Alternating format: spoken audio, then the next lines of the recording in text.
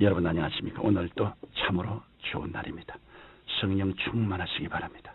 저는 오늘 은혜의 통로란 제목으로 여러분과 함께 은혜를 나누고자 합니다. 본문 말씀은 신약 성경 마태복음 5장에서 7장입니다.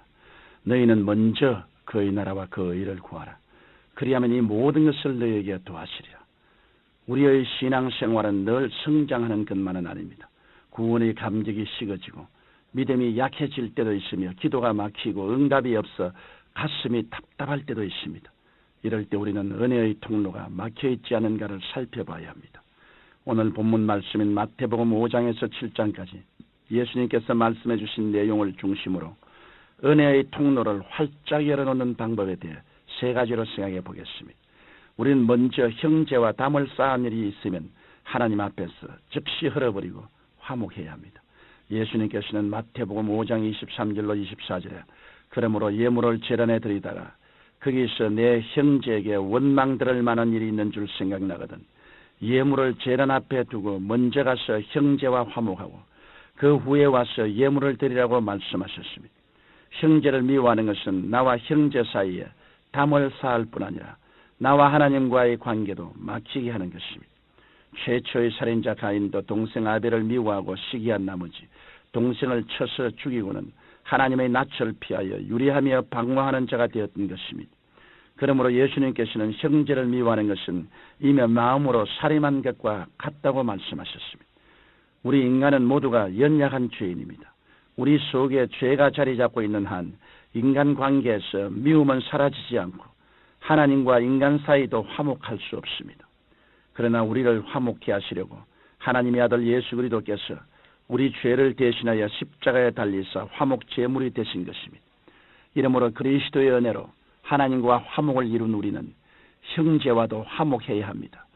성경 고린도후서 5장 18절로 19절에 모든 것이 하나님께로 났나니 저가 그리스도로 말미암아 우리를 자기와 화목케 하시고 또 우리에게 화목케 하는 직책을 주셨으니 이는 하나님께서 그리스도 안에 계시사 세상을 자기와 화목케 하시며 저희의 죄를 저희에게 돌리지 아니하시고 화목케 하는 말씀을 우리에게 부탁하시느니라고 말씀하셨습니다.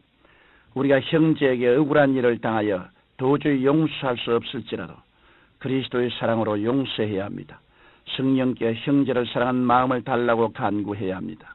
나 같은 죄인을 위해 십자가에서 고초와 수욕을 당하신 예수 그리스도를 본받아 우리가 먼저 인간관계에서 맺힌 것을 풀어나가야 합니다. 이와 같이 우리가 땅에서 원수를 용서하고 형제를 사랑할 때 하늘에서도 은혜의 통로가 활짝 열리게 되는 것입니다. 그리고 우리의 온갖 구하는 것이나 생각하는 것에 넘치도록 하나님께서 역사해 주시는 것입니다. 그 다음에 우리는 먼저 그의 나라와 그 의를 구해야 합니다. 우리가 이 세상에서 열심히 사는 것은 대단히 중요합니다. 그러나 그보다도 하나님의 나라와 의를 구하는 일은 더 중요한 일입니다. 우리가 세상 사는 일에만 마음을 쓰고 하나님의 나라를 구하지 않을 때 은혜의 통로가 막히는 것입니다. 성경 마태복음 6장 31절로 33절에 그러므로 염려하여 이르기를 무엇을 먹을까 무엇을 마실까 무엇을 입을까 하지 말라. 이는 다 이방인들이 구하는 것이라. 너희 천부께서 이 모든 것이 너희에게 있어야 할 줄을 아시느니라. 너희는 먼저 그의 나라와 그 의를 구하라. 그리하면 이 모든 것을 너희에게 더하시리라고 말씀하고 있습니다. 하나님께서는 사랑하는 자녀들이 무엇이 필요한가를 다 알고 계십니다. 우리의 머리털 하나까지 다 세신 바 되신 하나님께서는 우리의 필요한 것을 항상 넉넉하게 채워주시는 좋으신 아버지가 되십니다. 그러나 우리가 믿음으로 살지 아니하고 육신의 정욕과 안목의 정욕과 이생의 자랑을 쫓아서 한다면 은혜의 통로가 막혀 아무리 힘쓰고 애써도 하나님의 축복이 임하지 않을 것입니다. 간단한 예화를 하나 소개하겠습니다. 참새 두 마리가 나무 위에 앉아서 사람들이 사는 모습을 구경하고 있었습니다. 사람들은 매일 무엇을 먹을까 무엇을 마실까 무엇을 입을까 걱정하며 동분서주 뛰고 있습니다.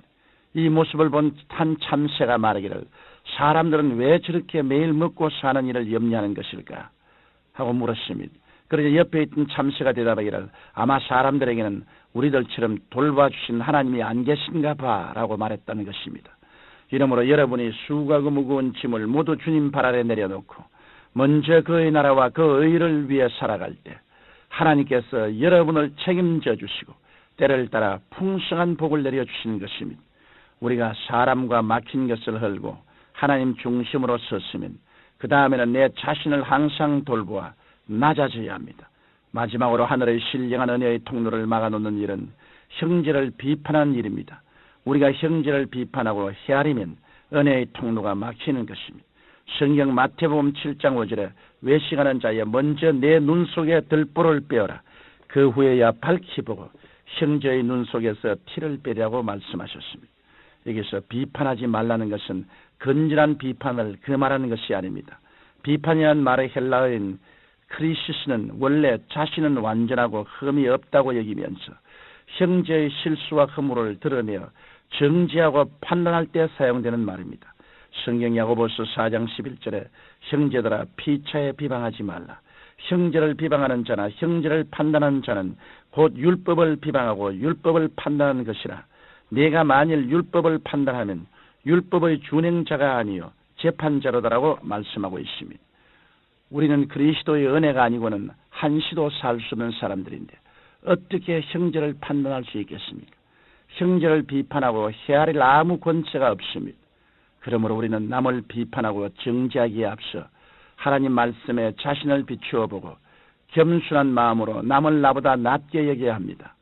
성경 로마서 12장 17절에 높은 데 마음을 두지 말고 도리어 낮은 데 처하며 스스로 지혜 있는 채 말라고 하신 말씀을 기억해야 합니다. 하나님께서는 교만한 자를 물리치시지만 겸손한 자는 높여주십니다. 하나님의 은혜는 높은 데서 낮은 곳으로 흐르는 것입니다. 사랑하는 청취자 여러분, 오늘날 교회 안에는 형제와 담을 쌓고 형제를 스승없이 비평하면서 열심히 예만 드리면 은혜 받는 줄로 생각하는 사람들이 있습니다. 그러나 하나님을 진정으로 섬기는 사람은 이웃과 형제도 섬길 줄 알아야 합니다. 그 사람이 대접받고 섬김받을 가치가 있기 때문에 그런 것이 아닙니다. 우리 모두가 그리스도께서 피로 값주고 사신 하나님의 귀한 자녀이기 때문입니다. 우리는 형제를 용서하고 하나님의 나라와 의를 위해 살며 항상 겸손해야 합니다. 하나님께서 여러분을 지켜보고 계십니다. 오늘 또 하나님의 은혜와 축복이 여러분에게 충만히 임하시기를 예수님 이름으로 축원합니다. 거룩하시고 영광스러우신 우리 아버지 하나님, 우리가 하나님 앞에 서게 될 때 우리에게 허물투성인 것을 발견합니다. 그러나 그 무엇보다도 용서해 주지 않은 마음이 우리의 마음과 하나님 사이를 막아놓지 않습니까? 원하오니 주의 이름으로 용서하는 마음 허락하여 주시옵소서. 거룩하신 아버지 하나님이시여, 그리고 항상 그 나라와 그 일을 먼저 구하여 하나님 길을 택하고 사람의 길을 저버리게 도와주시옵시고, 높은 데 마음을 두지 말고 낮은 데 마음을 두고 겸허하게 하나님을 섬기게 도와주옵소서. 예수님 이름으로 기도드립니다. 아멘.